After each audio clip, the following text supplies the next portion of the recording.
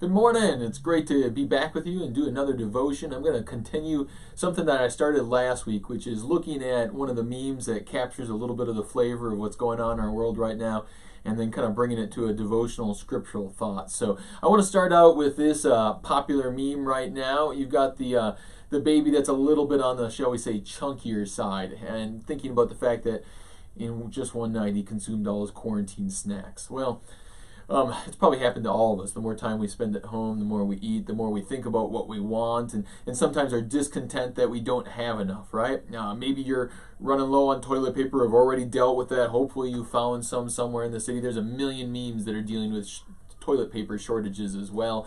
There's a lot of different memes that are kind of dealing with this theme of discontent. And that's really what I want to focus on today. Is right now in our world there are so many things that we're used to having that we can't have. And some of it is physical things. I mean, you go to the store and there's just things that you want to get, whether it's for safety or comfort, that you can't get. There's places we want to go that we can't go, right? We love to be able to sit out in a restaurant and sit at the bar and have a drink, and now we all have to do it at home. We'd love to go and get in groups and enjoy that. We even want to gather together in church and can't even do that in groups like we're used to doing. And this can cause a lot of feelings of discontent.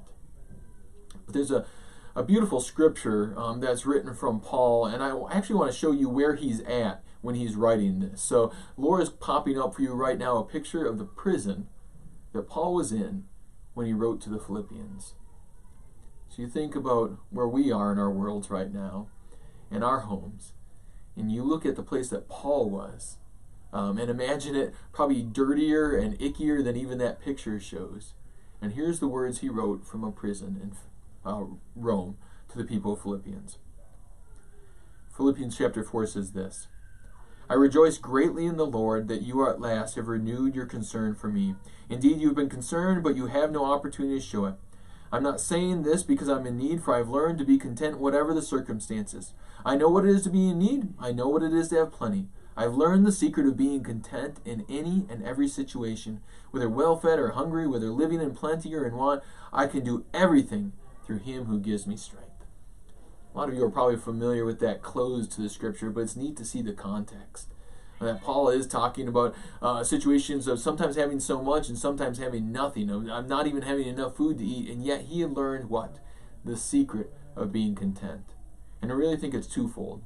The first and most important factor is that he's learned that he can rely on God for strength in every situation. That whatever he's missing in life, as long as he has God in his life, he can be content. That is the most important thing. That he keeps seeking the kingdom, that he keeps praying to God, that he keeps going to the scriptures that he would have probably had memorized as a child. And that gives him the strength to be content even in that awful, horrible prison that he was sitting in. And the other secret of being content is kind of hidden at the beginning of the verse. I rejoice greatly in the Lord that you've renewed your concern for me. Indeed, you've been concerned, but hadn't had an opportunity to show it before. So the other secret of being content is that people of Philippi learned, hey, if we give away out of what we have, we actually feel more joy. And so Paul rejoices that they've had a chance to take care of him and give him out of what they have. So I think the other part of the secret of being content is realizing what we have when we look at it and then give it away to others around us. And that can be physical things. Looking at people and saying, hey, there's some people who are in need with food or money or those kinds of things, and I still have some of those things. Give away some of it, and then you're going to be thankful that God's given you what he did in the first place. It might be spiritual resources. Saying, man, I know a lot of people are really struggling right now, mentally and emotionally and spiritually.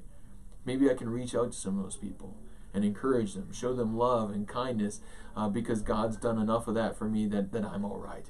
And so I can take a little bit of my emotional energy and share it with others around me too. A little bit of my spiritual energy and share it with others. And so that is how we are content. When we focus on having God is enough for us, and we don't need to worry always about the physical things, but then taking the physical, emotional, spiritual things we've been given and share it with others. And we'll actually feel that much better for it. Amen.